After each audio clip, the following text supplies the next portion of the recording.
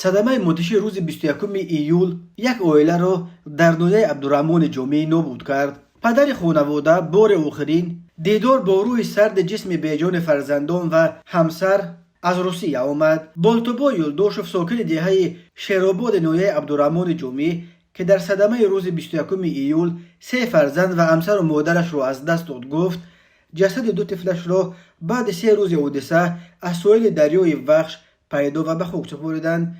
وی در این صدمه همه اعضای خانواده‌اش را از دست داد و از یک عائله کلان فقط خودش تنها ماند. ماشینی که زن و فرزندان بالتبای را در آن بودند درای نویه عبدالرحمن جمعی در پی صدمه به دریا سر و زیر شد و 6 کس به هلاکت رسیدند.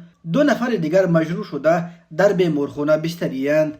در آن صدمه راننده نقلیات ساکن نویه جمعی دلوور دولتوف، مسافران دخترای مصطفی قلو و سال تولدش 1958، بیبی زینب گل میرزای و سال تولدش 1997، برنا یلداش و سال تولدش 2017، فریدون یلداش و سال تولدش 2019، لیلا یلداش و سال تولدش 2022 در جای حادثه به هلاکت رسیدند. جسد برنا و فریدون را 3 روز بعد از صدمه پیدا کردیم.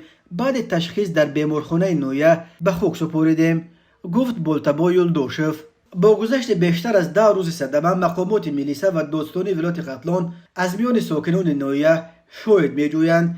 پیشتر رادیو آزادی به نقل از برخی ساکنان گفت احتمال ناظر بازرسی دولتی اتومبیلی برای اطاعت نکردن به فرمان است ماشین دلاور دولتوف را تعقیب میکرد.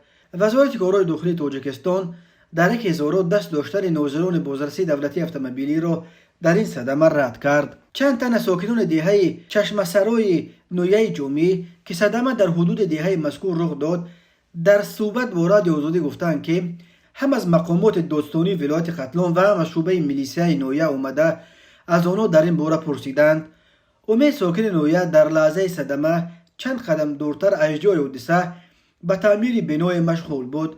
گفت مقامات ملیسه او را پرسیدند که آیا نقلیات دیگر ماشین به آب افتاده را تعقیب میکرد؟ من در داخل بنا به کار مشغول بودم، را نمیدیدم، فقط آواز ترمز را شنیدم، دویده بیرون اومدم. در یک لحظه ماشین و آدمان زیاد جمع شد. لحظه دهشتناک بود. در آن حالت کسی در غم این نبود که ماشین را کی سور کرد.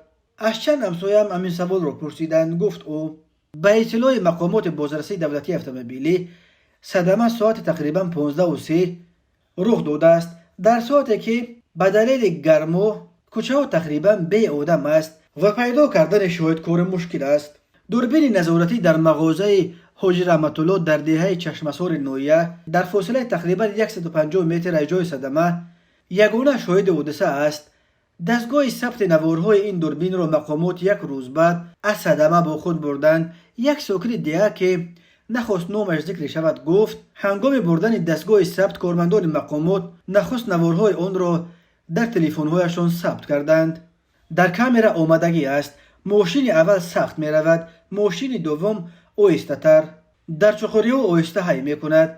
در کامera دیده می شود که یک بچه در سایه درخت نشسته است. ملیسه ها و پروکورورها همان آدم را سراغ دارند. می خواهند شاهدی دهد.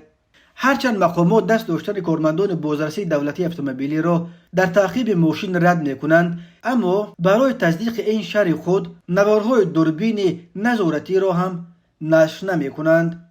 این هم سبب شد که آوازه ها در مورد تعقیب ماشین به فلاکت افتیده خاموش نشود. مقامات می گویند فعلا دادستانی حادثه را تحقیق دارد، اما رسما رد شدن فرضیه تعقیب ناظران بدیه از ماشین سر و زیر شده امید برخی را به تحقیق عادلانه قضیه کم کرده است.